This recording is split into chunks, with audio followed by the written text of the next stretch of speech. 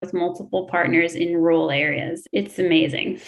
But I really like what you're talking about related to the systematic change, being able to get that systematic assumption and automation off is also enlivening and exciting. But also, the system stuff can be so repressive. And this is part of going back to attachment research and the way that it's been talked about has been, initially it was used to keep mothers at home. And then, of course, it's always been heterosexist and very much monogamous. That's the pinnacle. So, and many of the therapists will be familiar with the couple bubble and things like that. Can you speak to that? Yes, I talk about this in the book. The majority of the research on attachment is highly mononormative, that it's done with monogamous couples, exploring their dynamics. And then what happens naturally, it's like implicit so much throughout it that then when they tell you how to become secure, guess what? They basically tell you to be monogamous. Some people or research explicitly says be monogamous, and they even demonize non-monogamy as a form of insecure attachment and acting out.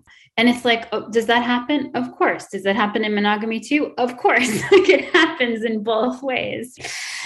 But when they do a study, this would be another good example that people who are more dismissive style of attachment are more likely to have casual sex. Then you take people who are having casual sex, and guess what the takeaway is, right? That they're dismissive style. That's not necessarily the case. So that happens a lot when they explore monogamous folks and their insecure attachment styles and how that expresses sexually. Like there was even a study that said like sexting was an expression of an insecure attachment style. For a lot of folks, that might be their only way of connecting initially with their partner because they're a long distance relationship. Like sexting can be a complete expression of healthy sexuality and attachment.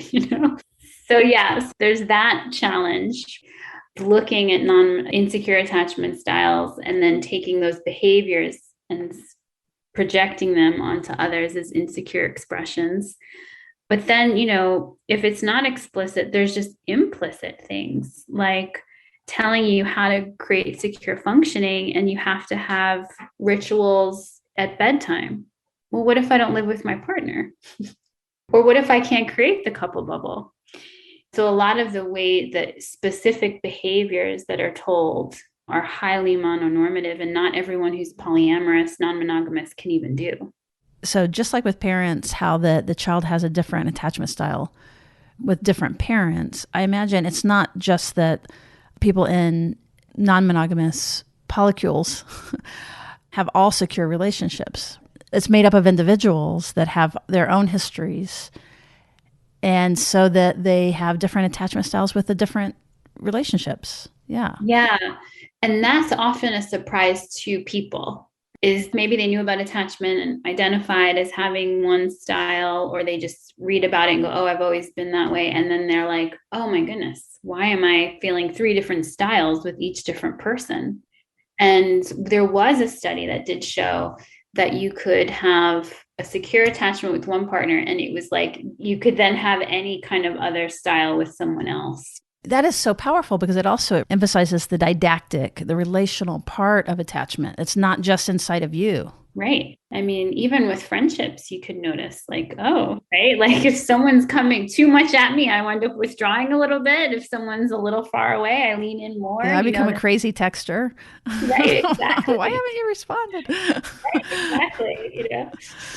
Yeah, that's So funny. in so many ways, and that's kind of, I introduced that in the introduction. I say like, yeah, there's a wealth of knowledge here about human connection and bonding that like, I don't want to throw that out. And yet we need to